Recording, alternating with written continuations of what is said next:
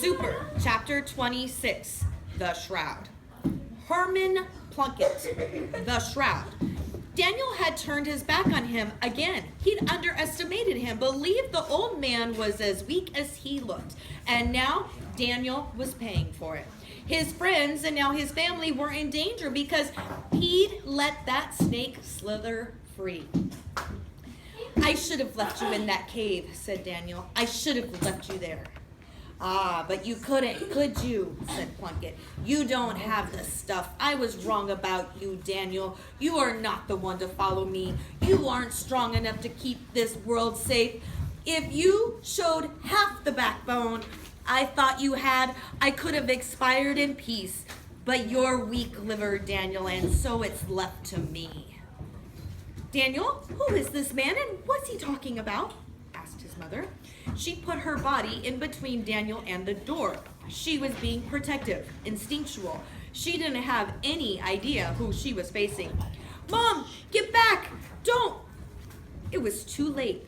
Herman flicked his wrist and a tendril of shadow lashed out at her from the pendant, wrapping itself around her throat and forcing her to her knees. Daniel's father came running in from the living room, but he barely had time to process what he saw there, because no sooner had he entered the hall than Herman swallowed him up in a cloud of blackness. Daniel's father disappeared behind a wall of dark mist, but Daniel could still hear him gasping and gagging on the noxious stuff. His mother's face, meanwhile, was turning blue. Now, isn't there a baby brother somewhere? What shall we do to him? Stop it! Cried Daniel, running forward. He reached for the glowing pendant, but it was useless. Herman was ready for him, and he pinned him beneath a slithering tendril of shade. This gives me no pleasure, Daniel. The old man leered as he plucked the backpack from Daniel's fingers. Plunkett was stronger than before, and the source of his new power was obvious. Eric lay on the floor next to Rohan. Neither stirred. Plunkett was wounded, his weapon damaged, but he managed to overpower Daniel's friends. Now there was a cost, however. His face betrayed the strain. Even now, Plunkett's swollen power was leaking away. Through the crack in the pendant, it spilled out and vanished into nothing. That's why he needed the undamaged black ring. Plunkett kept Daniel pinned on the floor even as he released Daniel's mother and father, but neither of them moved. They're not dead, said Plunkett, seeing the worry in Daniel's eyes. Though I would have killed them if necessary, it's not something I wanted to do. I have no wish to wipe out your grandmother's bloodline. She was special to me. But I have too many secrets that need protecting. It's bad enough what's happening out there tonight. It's going to be years before I can calm this town's nerves and make them forget the things that they've seen. But your parents, at least, won't remember any of this. I'll see to that. Herman yanked open the backpack, wincing at the effort. His forehead was beaded with sweat, but he maintained his hold on Daniel, pressing him tight to the floor. Plunkett's face broke into a pleased grin when he opened the backpack and gazed upon what was hidden in there. Your parents won't even remember what happened to you, their oldest son, Plunkett said, still staring at the ring. I really am sorry, Daniel, but you've had me in your mind for too long, it seems, and you've built up some kind of resistance in my mental powers. I can't erase your memories, not permanently at any rate. Therefore, there's really only one way to deal with you. I'm sorry. Plunkett didn't look at Daniel. Perhaps he couldn't. The old man was a villain and a thief, but he was no murderer. Daniel would be his first. The black tendril began to snake its way around his throat. Mama? Daddy? Georgie wobbled into the room, looking frightened and small. I'm scared of the dark.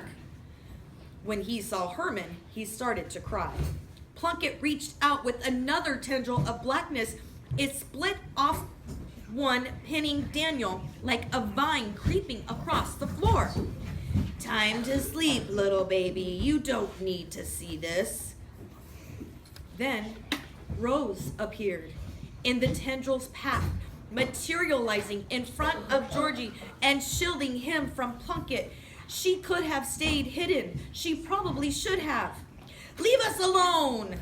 Oh, leave us alone! She shouted at Herman, and for a moment he did. He was so surprised by her sudden appearance that his concentration slipped for just a second, and Daniel felt the weakening of his power. The tendril coiled about his throat, loosened, allowing him a bit of air. With all his strength, Daniel pulled, but it still wasn't enough. Without the ring, he was just ordinary Daniel, and all he could do was watch as Herman reached for his baby brother. Run, Rose! Daniel managed to gasp between stolen breaths. Get Georgie out of here!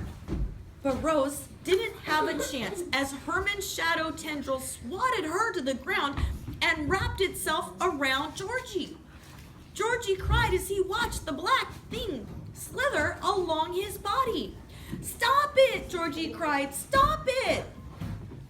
Georgie's voice rose into a high shriek, a wailing panic, even as his face turned a bright, angry red. Georgie launched into a full tantrum, brought on by fear, and he grabbed the tendril of shadow with both his chubby 3-year-old hands and yanked hard. The tendril went taut for an instant before snapping entirely. Plunkett stumbled backward as his grip on Daniel loosened. The shroud shadow creations were harder than steel, and Georgie had just torn one of them apart. Plunkett looked shocked, but not half as shocked as Daniel.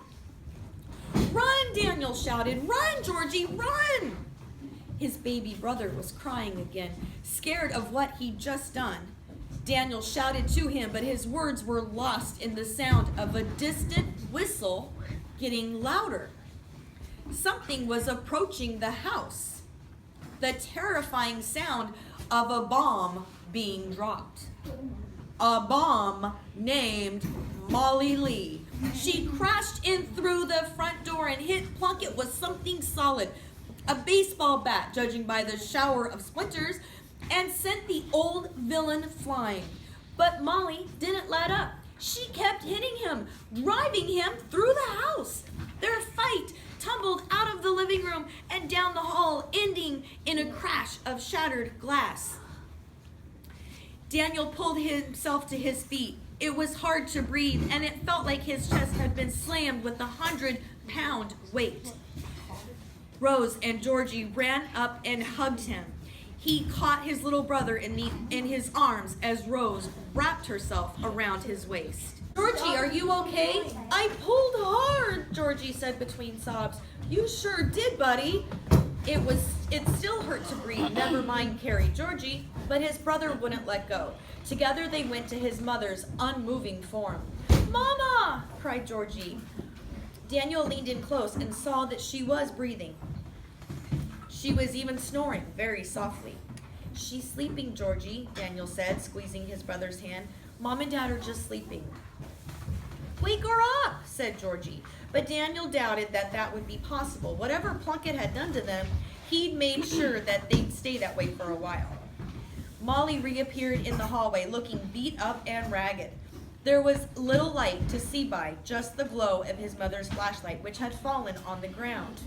But even in the dark, Daniel could see that Molly was in rough shape.